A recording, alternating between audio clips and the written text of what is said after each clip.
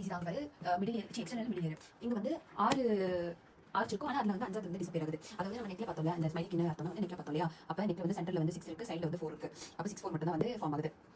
அதிசயம் பாரு, நீ வந்து படிக்க தான் உங்களுக்கு கோரிலேட் ஆகும், படிக்காம தான் கோரிலேட் ஆகுது. அதுக்கப்புறம் வந்து ஹிஸ்ஸோட இல்லாக்ஸ் வந்து ஃபார்ம் ஆகுது. ஸோ இப்படி பார்த்துக்கோ, இது வந்து ஃபர்ஸ்ட். அது வந்து என்ன பண்ணுதுன்னா, ஃபர்ஸ்ட் அப்படின்றது வந்து இங்கே குட்டி எக்ஸ்டர்னல் குட்டியாக ஃபார்ம் ஆகிட்டு கெனால் வந்து பெருசாக ஃபார்ம் பண்ணிடுது. ஸோ இது ஒரு இல்லாக்கு, அது வந்து ஹெலிக்ஸோட அசைனிங் பார்ட் மட்டும் ஃபார்ம் பண்ணுது. பாக்கி எல்லாமே இது வந்து ஃபார்ம் பண்ணிடுது.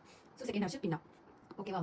இப்போ இதில் ஃபியூஷன் டிஃபெக்ட் ஆச்சுன்னா வந்து இதெல்லாம் ஃபியூஸ் ஆகிற டிஃபெக்ட் ஆச்சுன்னா வந்து நம்மளுக்கு வந்து ப்ரீ ஆரிகுலர் சைனஸ், அதாவது ரூட் ஆஃப் ஹெலிக்ஸ் கிட்ட இருக்கும். ஓகே, கொஞ்சம் எக்ஸ்ட்ரா பார்ட் ஆக்சஸரி மைக்கோஷியா அனோஷியா குட்டியாக இருக்குது, அனோஷியா வந்து பின்னாவே இல்லை. ஸோ இந்த கண்டிஷனில் வந்து நம்ம வந்து என்ன பண்ணுவோம்னா, இந்த பேஷண்ட் வந்து நம்மளோட கோசல் கார்ட்லேஜ் வந்து 6 வருஷத்துக்கு வந்து டெவலப் ஆகுது. ஆப்போசிட் அப்படின்ற ஸ்ட்ரக்சர் அப்போ 2 விஷயத்துக்காக பண்ணுறோம். அப்போ பின்னாவை ரீகன்ஸ்ட்ரக்ட் பண்ணோம். அதை வந்து ஓட்டோ கம்பெனிக்காரங்க வந்து பண்ணுறாங்க. கடவுள் கொடுக்கல நம்ம கன்ஸ்ட்ரக்ட் பண்ணிக்கலாம். ஓகேவா? அப்போ டாக்டர் அப்பா சொல்கிறாங்க எங்களுக்கு காசு இல்லை, அதனால நம்ம வந்து ஓடிப்போ பகா உங்க பகா அப்படின்னு சொல்ல மாட்டோம், பகா பண்ணுறோம். அப்போ போன் அன்கட் இயரிங் எய்டு பகா உஸ்கோ அப்படின்ற மாதிரி. அப்போ போன் அதாவது இங்கே போட்ட normal hearing aid, special hearing aid. So இந்த இயரிங் எய்டு அப்படின்றது வந்து சர்ஜரி தேவை. ஓகேவா?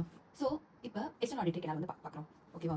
எக்ஸ்டர்னல் ஆடிட்டரி கேனால் அப்படின்றது வந்து இப்படி இருக்கு. அப்போ காது இருக்குன்னா காதில் வந்து ஒரு லைன் மாதிரி ஸ்ட்ரக்சர் எக்ஸ்டர்னல் ஆடிட்டரி. அப்போ அது வந்து ஒன்றில் மட்டும் தான் ஃபார்ம் ஆயிருக்கும். லைன் 1 அப்படின்னு வச்சுக்கோ. So first pharyngeal cleft skin இருக்கு, அதுக்கப்புறம் வந்து first pharyngeal arch. So skin form ஆகுது. இது ஆக்சுவலி ஒரு டனலுக்குள்ள வந்து பெயிண்ட் அடிக்கிறது வந்து நம்மளோட கிளெஃப்ட். ஆனால் டனலோட பிக்ஸ் அப்படின்றது வந்து ஆர்ச் ஃபார்ம் ஆகுது. அப்போ எக்ஸ்டர்னல் அகாஸ்டிக் மியேட்டஸ் அப்படின்றது மொத்தமாக கார்ட்லேஜ் போனிலாம் சேர்த்து எக்ஸ்டர்னல் அகாஸ்டிக் மியேட்டஸ். ஓகேவா?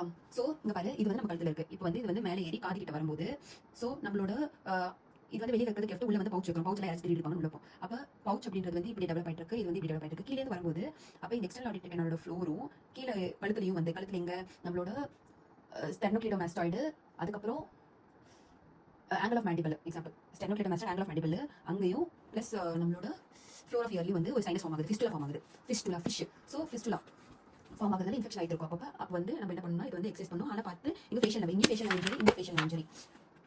அதுக்கப்புறம் சரி எக்ஸ்டர்னல் பார்த்துச்சு, கேனல் பார்த்துச்சு. அப்போ இது வந்து இந்த பக்கம் வருதா, லெஃப்ட் இந்த பக்கம் வருது, பவுச் இந்த பக்கம் வருது, ரெண்டுமே மீட் பண்ணுது, மெம்பரேன் வந்து ஃபார்ம் பண்ணிடுச்சு. ஓகேவா? ஸோ இந்த பவுச் மீட் பண்ணும்போது அந்த பவுச்சே என்ன பண்ணுதுன்னா வந்து முன்னாடி வந்து யூஸ்டேஷன் டியூப், இங்கே பாரு முன்னாடி வந்து யூஸ்டேஷன் டியூப், பின்னாடி வந்து ஆண்ட்ரம், இது வந்து இது.